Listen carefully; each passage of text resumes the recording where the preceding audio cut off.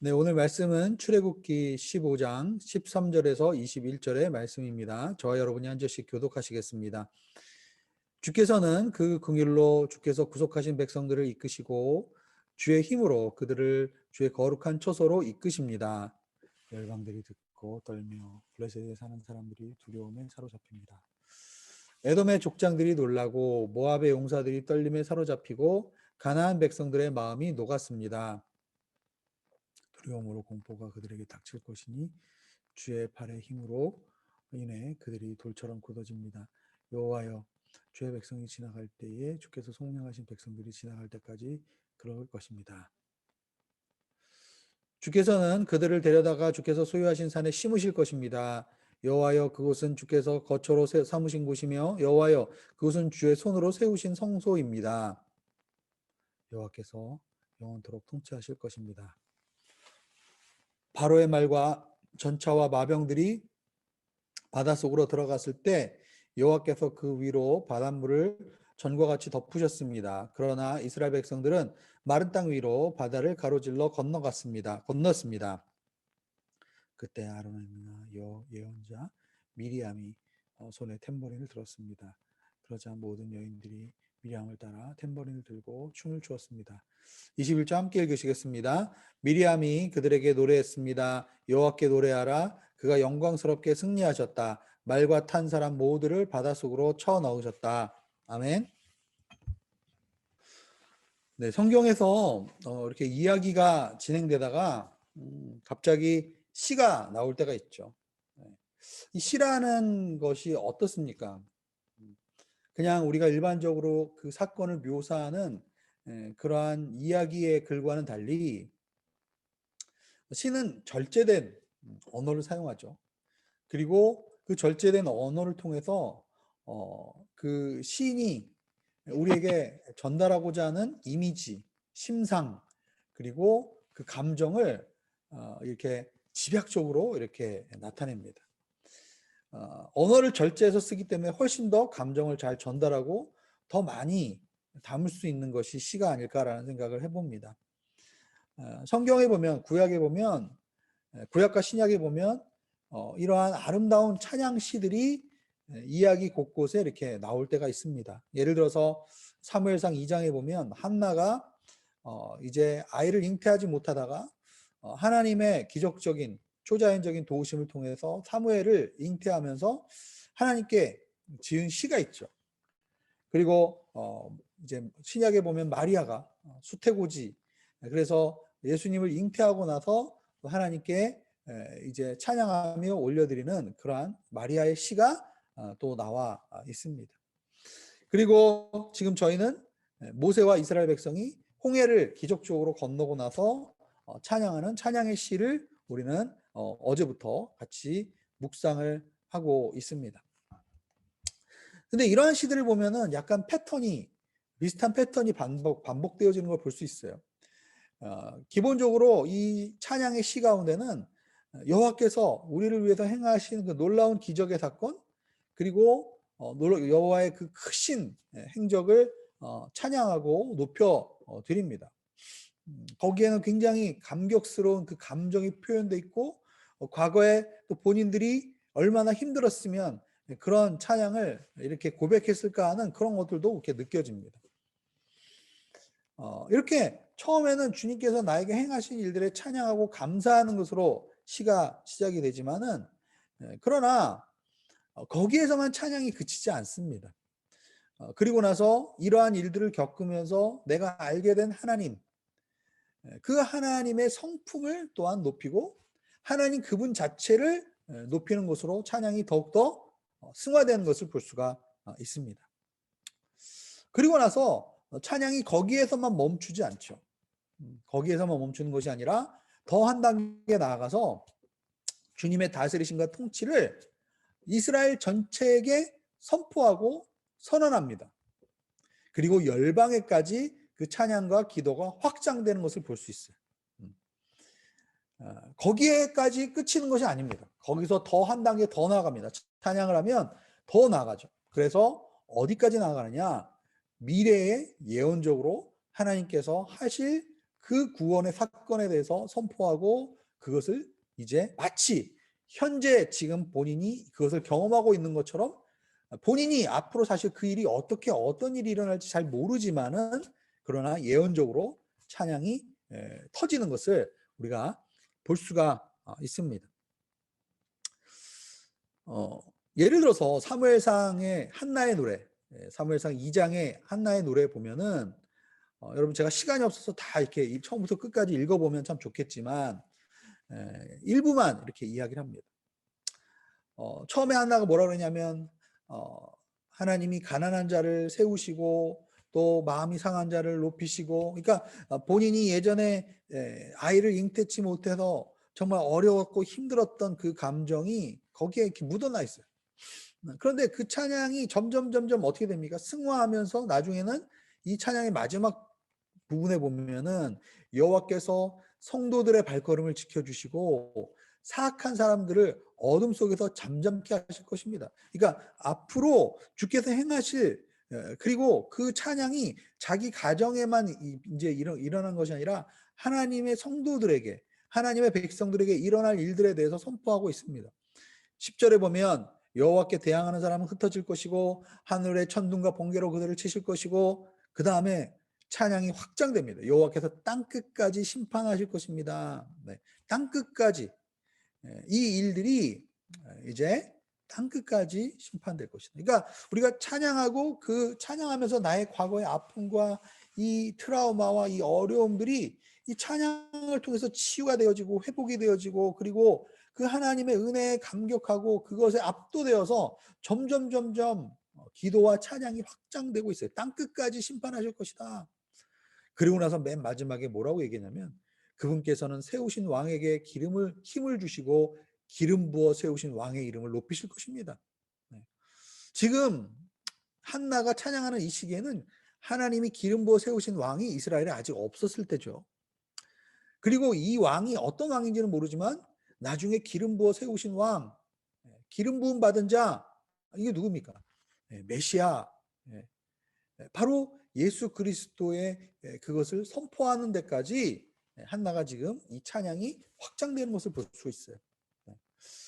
한나가 정말 이 찬양을 할 때 앞으로 정말 그 왕이 누구시고 앞으로 그 왕이 어떤 일을 하시고 그 왕이 어떤 분이신지를 그가 다 이해하고 이 찬양을 하지는 않았을 겁니다. 그러나 하나님의 행하신 일들을 찬양하고 하나님의 성품을 찬양하고 하나님이 열방 가운데 이스라엘 백성들 가운데 행하신 일들을 찬양하면서 그의 마음이, 그의 영이, 그의 눈이 뜨이면서 하나님의 임재 가운데 더 깊이 나아가면 나아갈수록 영원하신 그 하나님의 임재 가운데서 우리가 그 하나님의 임재 가운데 하나님과 깊은 연합의 관계가 들어가게 될 때 과거의 일이 현재가 되고 현재의 일이 과거가 되고 그리고 미래의 일이 마치 지금 일어나고 있는 일처럼 우리가 시간과 공간을 초월해서 우리가 하나님을 높이는 그 놀라운 일들이 우리 가운데 일어나게 될 것이다 라는 생각을 해보게 됩니다. 오늘 어제부터 장 목사님 어제 설교를 해주셨지만 어제도 이제 이 찬양의 패턴이 비슷합니다. 그죠? 하나님께서 이 애국 군대를 어떻게 하셨는가, 주의 손으로 주의 크신 힘으로 치셨다, 던지셨다, 놀라운 그 주님의 일들을 찬양합니다. 그리고 나서 어제 부분에 보면은 원수들이 왜 멸망해 했는가, 그들은 욕망으로 인해서 계속 욕망에 의해서 이끌려서 다녔다. 그러나 결국은 욕망에 의해서 이끌린 자들은 결국은 주님의 손으로 치실 것이다. 그러나 11절 12절에 보면은 그러나 주님은 그렇지 않으시다. 주님은 너무나 거룩하시고 영광스러우시다. 그러니까 주님께서 행하신 일은 바로가 행한 일과는 차원이 다르다는 거죠. 바로와 이스라엘 애국 군대가 했던 모든 그 일들은 다 그들의 욕망으로 인해서 했던 그 일들, 즉 인간이 하는 일들은 배를 채우기 위해서, 욕망을 채우기 위해서, 욕구를 채우기 위해서, 자신의 억울함을 풀기 위해서 하는 일이라면은 하나님께서 행하시는 일은 거룩하시고 완벽하시고 의로우신 그 하나님의 그 역사가 나타났다라는 그런 찬양이 이제 점점 여호와의 그 성품으로 더 이렇게 나아가는 것을 보게 되죠. 오늘 본문에 보면 13절에 보면은 주께서는 그 긍휼로 주께서 구속하신 백성들을 이끄시고 주의 힘으로 그들을 주의 거룩한 처소로 이끄십니다. 네. 저는 이 13절을 묵상하면서 와, 이거 뭐지? 예. 이거를 뭔가 출애굽 사건을 경험하고 나서 모세가 어디 기도원 가서 뭐 이렇게 며칠 기도하면서 이 가사를 뽑았나? 예. 아니면 정말 이렇게 뭐 한 반나절 이렇게 좀 시간을 갖고 이렇게 절제된 용어로 정말 하나님의 이거를 잘 나타내는 표현을 이렇게 막 시간을 들여서 이걸 썼을까? 이런 생각을 해봤습니다. 근데 여러분 배경을 보면은 그런 배경이 아니잖아요. 그죠? 지금 뭐 난리가 났잖아요.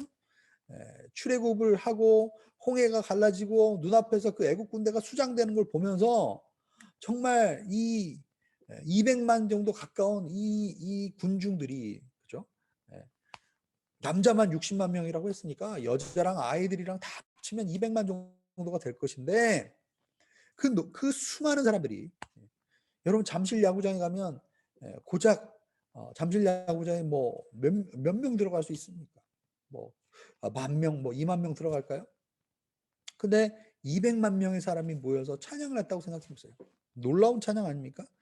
그런 지금 이 맥락은 그냥 어디 가서 뭐 이렇게 뭐 생각을 하고 뭐 이렇게 묵상하고 표현을 가다듬어서 나온 찬양이 아닐 겁니다. 분명히 엄청난 기적을 하면서 흥분하고 정말 감격적으로 막 찬양이 터져 나오는 그러한 상황이 아니었을까 생각을 하는데요.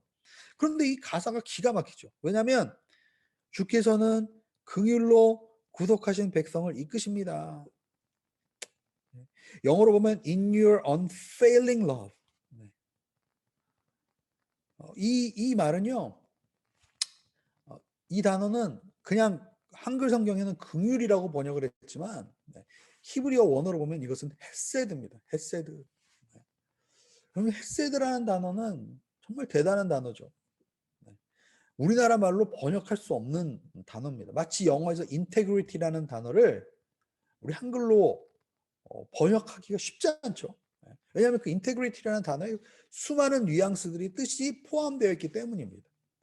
헤세드라는 단어도 마찬가지예요. 헤세드는 그냥 하나님의 친절, 뭐 하나님의 긍휼 여기로 그치는 것이 아닙니다. 하나님의 성실한 사람, 하나님의 변치 않는 사람, 약속을 지키는 하나님의 친절하심, 하나님의 선하심, 우리를 선대하심, 우리에게 잘해주심, 뭐 이런 모든 하나님이 우리를 잘해주시는 그 하나님의 친절과 사랑과 긍휼과 자비를 다 합쳐도 표현하지 못하는 단어가 헤세드입니다. 출애굽의 이 역사를 경험한 모세는 하나님이 지금 우리를 어떻게 헤세드로 우리를 인도하고 계시다. 그러니까 단순히 그냥 우리를 과거에 홍해를 가르는 그 기적으로만 하나님이 하신 것이 아니라 그 하나님께서 지금도 헤세드의 사랑으로 우리를 인도하실 것이다. 그죠? 인도하실 것이다. 여기서 이끄시고라고 했지만 영어 성경 보면 You will guide us. You will lead people. 그러니까 주님이 앞으로도 헤세드의 사랑으로 이렇게 하나님의 사람들을 하나 인도해 가실 거라는 그러한 고백이 나오는데 터져 나오는데 이 단어가 헤세드라는 단어를 쓴 거예요. 그럼 저는 이 헤세드라는 단어는 항상 제 가슴을 막 뛰게 만드는 단어입니다. 왜냐하면 여러분 룻기를 읽어보세요. 제가 아부다비에 처음 왔을 때 아마 2015년도로 기억하는데 그때 제가 룻기 강해 설교를 한 적이 있어요. 이 룻기에 보면은 헤세드라는 단어가 중심 단어입니다. 정말 모압 땅에서 트라우마를 겪고 비극적인 인간이 경험할 수 있는 거의 모든 종류의 비극을 다 경험했던 룻과 나오미가 정말 아무것도 없이 빈털터리로 다시 고향인 베들레헴으로 돌아가면서 하나님이 헤세드의 하나님이심을 나중에 고백하게 됩니다. 하나님이 언약을 지키시고 신실하시고 성실하시고 그리고 선대하시고 친절하게 누구를 통해서요? 앞으로 오실 예수님의 이 표징인 보아스를 통해서 하나님이 과거에 얼마나 그들의 과거의 아픔과 상처와 트라우마가 깊었지만은 하나님의 그 헤세드의 사랑은 그것을 뛰어넘고 그것을 승화시키고 그것을 치유할 수 있는 놀라운 그 헤세드의 사랑을 나오미와 룻은 경험하게 되는 것을 보게 됩니다. 이렇게 주님은 헤세드의 사랑으로 그들을 이끌어 가실 것이고, 그리고 결국은 그들을 어디로 갑니까? 주의 거룩한 처소로 이끄십니다. 주의 거룩한 처소로 이끄십니다. 결국은 주님께서 어디로 이끌어 가신다? 하나님과 그의 백성들이 교제할 수 있는 거룩한 주님의 처소로 그들을 이끌어 가실 것이다. 나중에 보면 17절에 보면은 주께서는 그들을 데려다가 주께서 소유하신 산에 심으실 것이고, 여호와여 그것은 주께서 거처로 삼으신 곳이며 여호와여 그것은 주의 손으로 세우신 성소입니다. 여호와께서 영원토록 통치하실 것입니다.